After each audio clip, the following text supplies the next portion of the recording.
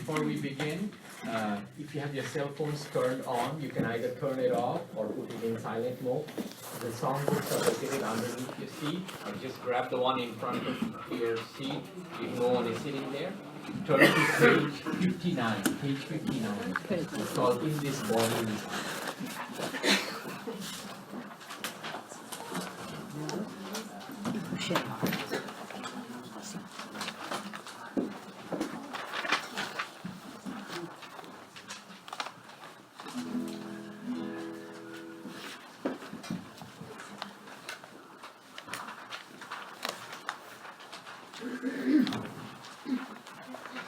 Page 59.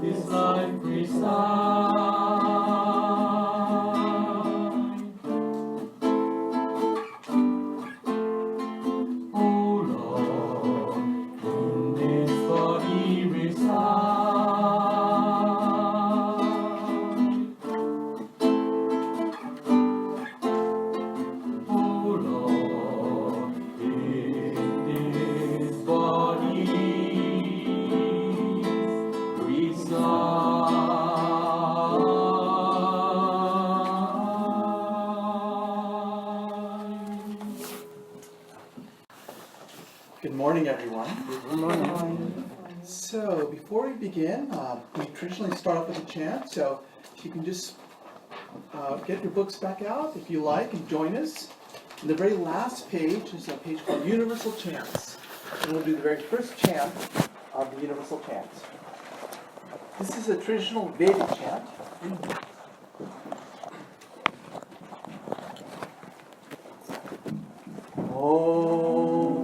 Asato ma sadgamaya, tamaso ma jyotirgamaya, mrityor ma amritam gamaya, havir havir mayeti, rudrayate dakshinam mukham, tenamam pahi nityam.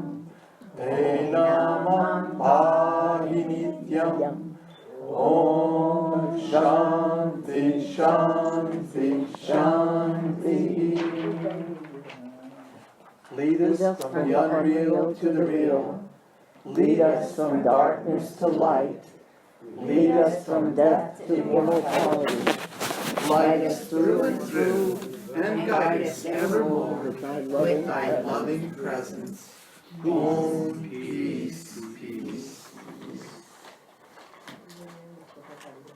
We have a special event, and before we start, I'd like to see just how many of you are first-timers to this monastery? Wow, we have a lot of people. So, welcome today. This is the San Diego Vedanta Monastery, and here we talk about the teachings of Vedanta, and really important business I know. We have 2 restrooms. One is behind you, and one is behind the kitchen. So we're going with priority business. So today, and as a Vedanta Monastery, we have lectures every week, usually on Sundays, sometimes on Saturdays, and retreats. So I want to welcome everybody here. Today we have a special guest. We have Dr. Sheila Patel from the Chopra Center, who's going to be speaking on transcending emotions.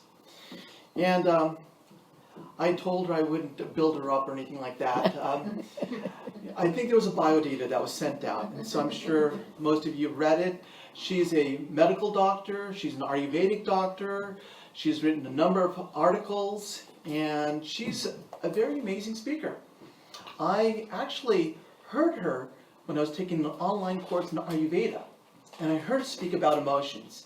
And I was so overwhelmed by the talk that I wanted to discuss it. So I called up the Chopra Center, didn't expect anybody to call me back, and what do you know? She calls back.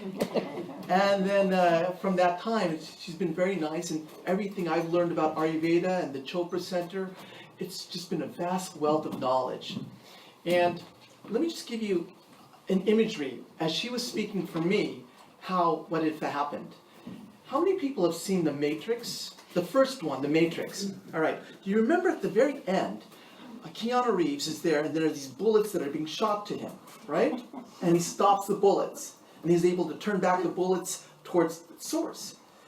As she was speaking on that emotions talk, what was happening is I was remembering, she was taking me through my own triggers. We may be spiritual people, and we try to practice spirituality, but we still have pockets within us that are emotional triggers. And when they light up, they're like bullets that are shot into our direction.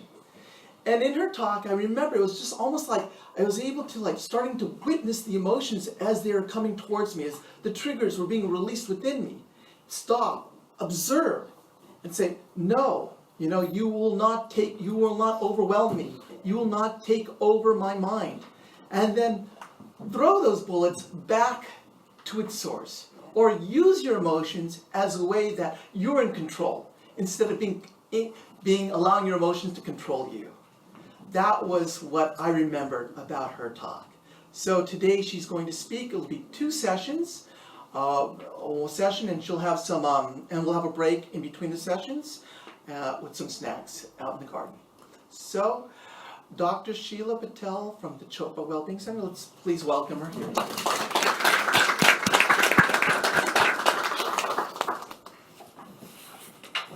Thank you, Swami, and it's really been an honor to know Swami and to learn from him and his wisdom, and I've been a lifelong jnani, I would say. Learning these teachings has transformed my life, and I grew up with them, but I was raised here in the U.S., and so I took a traditional Western medical path. I wanted to help people heal. That was really my intention, as I feel most physicians, that's their intention, and then we get a little bit constructive in the way we do things. And so I felt that in my practice, and had these seeds of awareness, these seeds that were planted really long ago, and they started sprouting at a time when I was ready to transition what I was doing in medicine, and so that many things happened, and that took me to the Chopra Center, and I learned Vedanta and Vedic philosophy in a different way, but in a way that really resonated with me and really tries to integrate, and this is what you'll see in my talk, because this is what I'm passionate about, is learning how to integrate these amazing teachings from all the wisdom traditions around the world, but of course to me Vedanta is near and dear. How to integrate that into our modern context, and how to talk about these teachings in a way that we can bring into our modern lives and the way that life has evolved, because it's quite different than it was thousands of years ago, and we evolve as beings, and the way we think about the world evolves. Evolution is the impulse of consciousness, right, to evolve, and so we evolve with the teachings. The principles are the same, but we learn how to apply them in our day-to-day lives. And again, you'll see I've separated this out into, and again, we could just go on break and enjoy each other's company, because what Swami said is exactly it, is really witnessing the emotions, understanding what they are, not allowing them to control us, and really coming from a place of consciousness, and having that be our ground state of awareness with all of life's experiences, whether it's the physical body, emotions, and then we can really manage life in a much more peaceful way. So that's really what I'm talking about in a nutshell. So thank you for summarizing that. But what I'll do with you today is take you through a little journey of what emotions are, because I think sometimes we don't know what to do with them because we don't know what they are. And we also don't recognize that our choices and behaviors to some degree are being controlled by these emotions that really come from the ego mind. And again, I'll build that sort of argument or discussion around where emotions come from, and then in the second part we have these amazing tools in Ayurveda and in yoga, the science of yoga. So for those of you that are yogis, there are sister sciences: Ayurveda, meditation, yoga. They all give us tools to connect to that ultimate reality of who we are, which is consciousness, but really practical tools. And I think sometimes we don't realize that those are the tools to also help us transcend the emotional body and transcend ultimately, being, having emotions control us. But in the meantime, we do have this human mind-body experience. We experience our emotions. And, part of getting again to that spiritual end, that we're really all trying to get to, is to work through all of the parts that get us stuck. And oftentimes, again, in Ayurveda, we focus on physical healing because sometimes we're stuck in the body and imbalances that are going on in the body. But we're going to talk today more about, where we get stuck in the mind and why that happens and what we can do about it. Okay. How does that sound? Okay. Okay. So, next slide. So I like to start whenever I speak, and we speak about emotions quite a bit because in Ayurveda we recognize, and not so much in Western medicine, although there's a lot of science, and normally I talk a lot about the scientific validation. I took a little bit of that out because it can get a little boring, but I'll refer to some of the science that's showing us, that's validating what these Vedic teachings and other traditional healing systems have been telling us.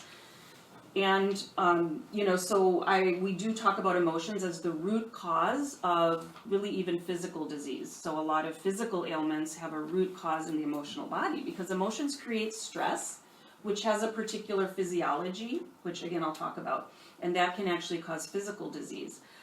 So when we start speaking about emotions, I always like this quote from the Upanishads. You'll recognize it. As is the cosmic body, so is the human body. So we come from, the ground matter of consciousness and everything that's happening in the cosmos. As is the cosmic mind, so is the human mind. So the cosmic mind, I'll talk a little bit about, is divine intelligence. What carries that natural intelligence and divine intelligence of consciousness. And that is the ground state of our mind. And that's where we're always trying to get to. In Ayurveda, we teach that our natural state is self-regulation, where our mind-body system, and the mind and body are connected, is constantly trying to get back to that natural state of health, of happiness, meaning not just momentary pleasure, but that state of being and happiness, because that's our true nature. So we have this drive to get to that place. And in the physical body, we're always constantly self-regulating. Again, the body's trying to heal itself, and the mind also is trying to get to this cosmic mind.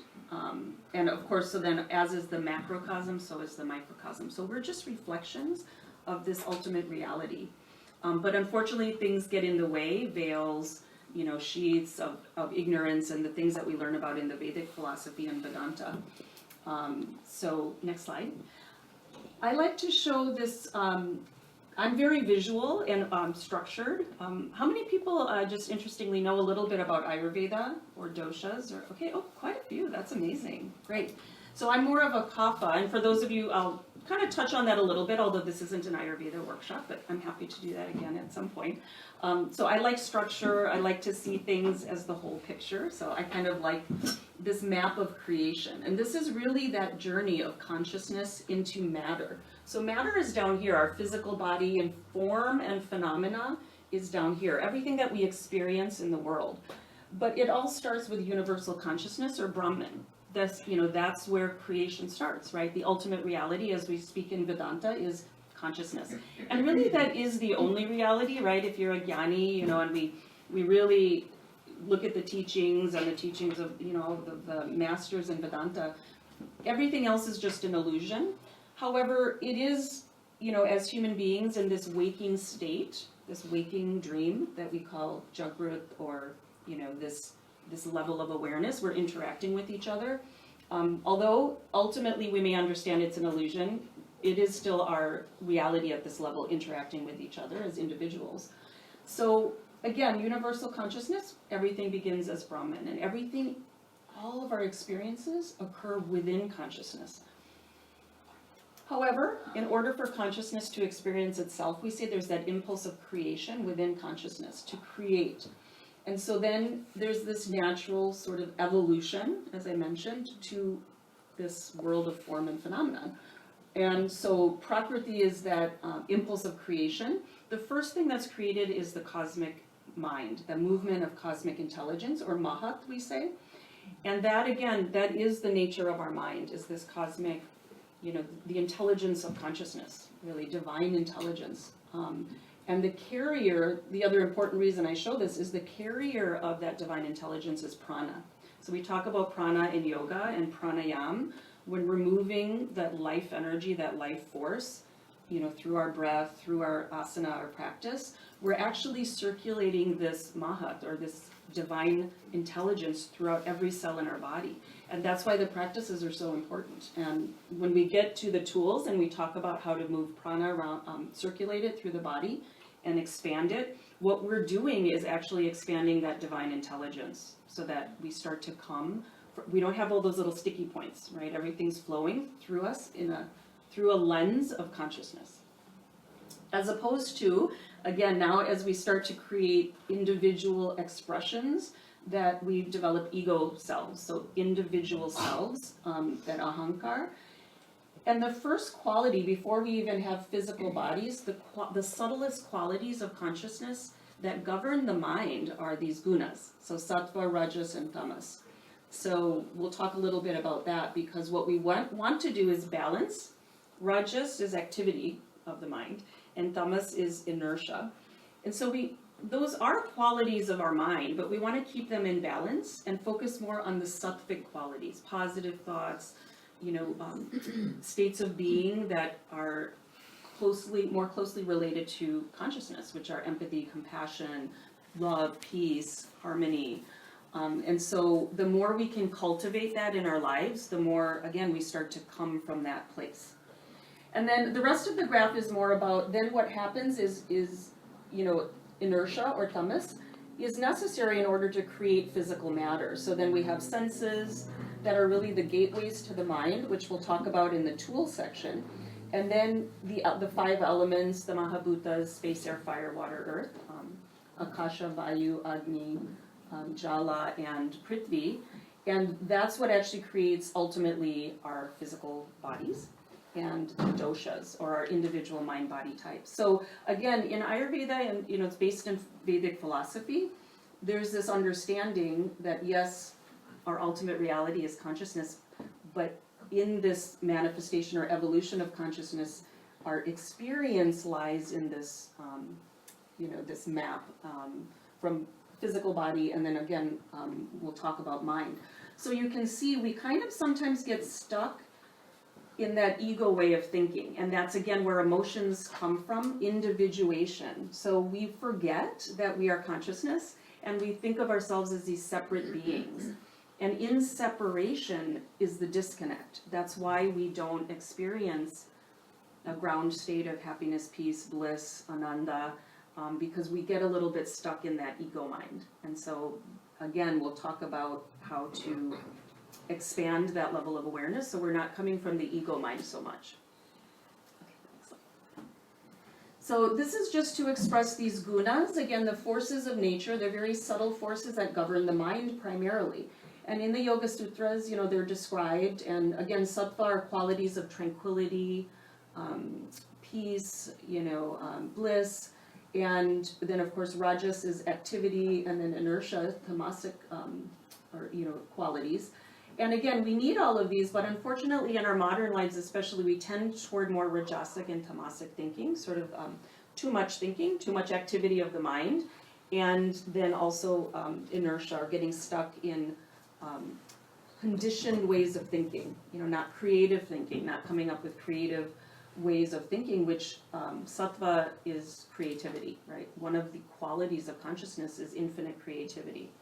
And so again, as we move more toward positive thoughts, positive emotions, we feel more expansive. I think most of us agree when we have compassion, love, empathy, forgiveness, we feel more expansive. When we have fear and anger and anxiety, depression, we feel more constricted because we're going into our individual selves.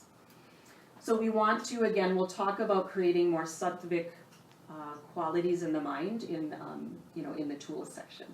And then again, ultimately, when we're purely in sattvic, a sattvic mental state, we are in samadhi. We are living our lives as enlightened beings, which again is really ultimately where everyone's trying to get to, even if we don't know it all the time. That is our impulse, is to get back, again, in that map of creation, we create this world of form and phenomenon, and then our journey is to loop back to experience ourselves as consciousness. Okay, next slide. So again, in Ayurveda, physical imbalances, mostly for the most part, they're external factors. I mean, some of them are, again, from maybe internally if our digestion isn't good, but, improper diet or foods, pathogens, sort of things that come into our physical, form, climate, physical toxicity now more than ever. And of course, it is affected by the mind. Emotional imbalances are mostly, as we say, internal factors. So how we're thinking about things, what we're bringing in through the gateways to the mind, what we're bringing into the senses. So we have to be very careful. What are we looking at? What are we listening to? What are we, coming in contact with? Through all of the five senses. And in Ayurveda, the senses are the gateways to the mind. So again, when we talk about tools, we can use, our eyes, ears, the aroma, smell, touch, and taste to actually balance the mind, because the senses are the gateways to the mind. And most of the time, we're pretty mindless about what's going in. Sometimes we choose, but for the most part, we're not really aware of what's even going into the senses. And sometimes it's Facebook and, things that are actually aggravating that rajasic qualities in the mind, all that activity. And so it's important to think about that. And then, of course, accumulation of negative emotions. So when we have feelings, so we have emotions, we have feelings, I'm going to talk about what that is, and then we sort of ignore them sometimes, or we stuff them, and we learn not to talk about our emotions or to deal with them, have a stiff upper lip, or don't cry, or, don't be upset, because, and again, this is human conditioning. When we don't know what to do with them, we tend to ignore it. So we stuff and accumulate emotions, and that can lead to toxicity. And again, a lot of the imbalances are coming from a lack of awareness or ignorance about who we really are. So we'll talk about a little bit about that as well. And of course, it is affected by the physical body. And now in science, actually, we focus a lot on the microbiome or the gut health. You're reading so much about how important the intestines are for overall health. And so again, the physical body, if we eat properly, we actually make neurotransmitters that help us experience higher levels of awareness. So again, the mind and body are connected, but we're going to focus a lot more on what's going on in the thought field, the mind field. And of course, meditation takes us beyond all of this. When we meditate and we directly experience consciousness, we're beyond qualities, we're beyond the emotions, we're transcending them. So it's important to have those experiences, but I think the challenge many of us have, many of you are probably meditators or, you have practices. We come back into our day-to-day lives, and as the teachings say, we start to create a more spontaneous right action, spontaneous right thought. But honestly, with the amount we can meditate in our day-to-day lives, most of our time we're interacting and we're having these experiences, work, relationship, and we can disconnect from that direct experience of consciousness sometimes in our day-to-day lives. So, it is important. Meditation is one of the main tools that we teach at the center in order to experience transcendence, what it's like when you're experiencing oneness directly. And then again, how can we bring that into our day-to-day interactions? Okay, next slide. So we'll talk, in the Yoga Sutras and in some of the Upanishads, we talk about these kleshas as afflictions of the mind. These are veils that cover up that our true nature of divine intelligence. And, I've read and listened to many descriptions of the kleshas, so there are many different interpretations, but in essence they all come down to really avidya, ignorance of who we really are. Avidya is lack of that wisdom about who we really are, meaning we are consciousness. We get stuck in the ego mind, but when we forget who we really are, then we get some of these other veils start to take over. Like asmita is identification with ego.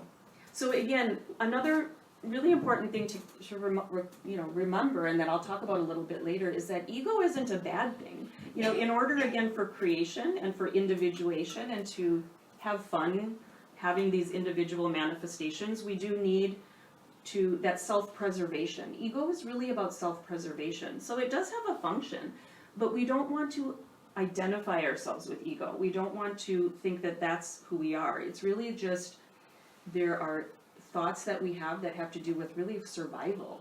Could I be doing better? Is that a threat? I want this to happen. And again, a lot of those thoughts are coming from a place of survival. I need to survive. If we didn't have some of those thoughts, we may not, in times past especially, have survived.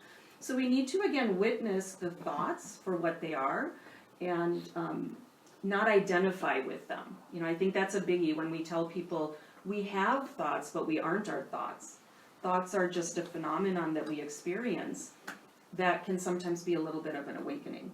And then, of course, the things that we think we want and like, we're attached to, and we're, raga, we're sort of seeking out our desires externally, and even sort of running away from the things that we think we don't want, and again, we were having a discussion earlier, Swami and I, about, the things that you're really resisting will keep coming at you until you really witness it with compassion and love, and from not a place of ego and judgment, but from a place of love and compassion. And ultimately, fear of death, abhinivesha. But again, the fear of death even dissolves when we realize that this isn't really who we are. These are just temporary experiences, even the physical body. So, again, this is these teachings are in the spiritual literature about, they are tools. It's more of the jnani tools, right? Thinking about it and contemplating and reflecting on these teachings. And then, of course, the direct experience of who we really are is through meditation. And when we're coming, again, from a state of awareness of consciousness, we start to become self-referred. So when, the Swamis, a lot of them in Vedanta, we talk about being self-referred. That means in every moment we're established in self, like our ultimate ground state of consciousness, and that's then how everything in our lives we experience. So that's being self-referred versus being object-referred. Like my experiences have to do with things outside of myself. All right. Next slide. And unfortunately, that is where we look to for happiness. And when I talk about happiness as our ground state of being, I'm really talking about joy, bliss, ananda, not necessarily, language, we talk about, oh, that made me happy. That's a temporary state of being. So I'm talking about this sort of, state of being we would call joy. And again, we all have this desire to get back because that is our natural state. But most of us learn, and sometimes we're taught, at a young age to look outside of ourselves for that happiness, right? So we want that car, we want that job, we want our, kid to marry that person, or we want, something material or some transient temporary experience to be happy. And anytime we're doing that, we're being object referred. We're not coming from a place of consciousness. That's ego mind. And we're taught in the scientific sort of psychology world that we're notoriously bad at knowing what is good for us because, again, most of the time we're coming from ego mind. So we're just reaching. I think if I have this, I'll be happy. I think if I have this, I'll be happy. And ultimately, at some point, we realize, okay, I got that and I'm still not happy. I got that and I'm still not happy.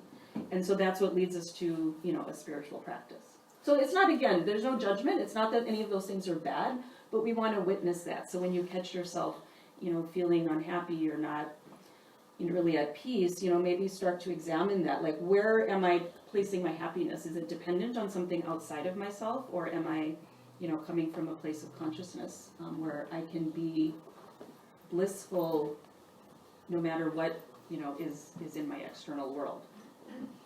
And again, true joy, happiness is our essential nature beyond any of the things that are happening in our mind and body.